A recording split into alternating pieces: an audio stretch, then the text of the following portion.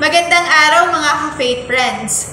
Today is November 15, 2023. At ako nga pala, ang inyong Gospel Reflection Sharer sa araw na ito. Ang ating Gospel ngayong araw ay Luke chapter 17, verse 11 to 19.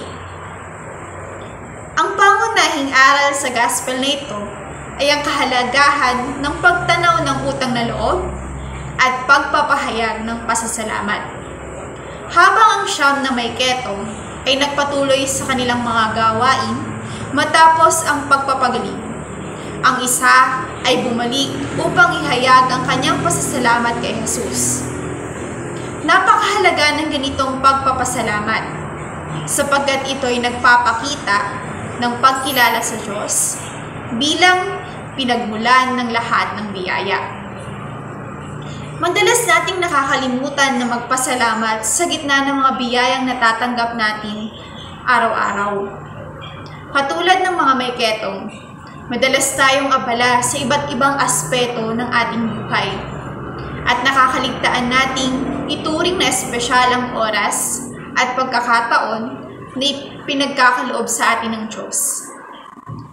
Ang pagpapasalamat ay hindi lamang isang simpleng kilos at pagtanggap ng biyaya, kundi isang pahayag ng ating pag-unawa sa kagandahan at kabutihan ng Diyos.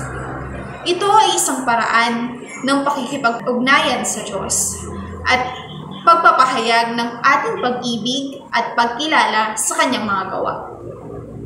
Sa ating pang-araw-araw na pamumuhay, nararapat nating alalahanin ang aral ng gospel na ito. Huwag tayong maging katulad ng siyam na may ketong na nagpatuloy sa kanilang mga gawain nang walang pasasalamat.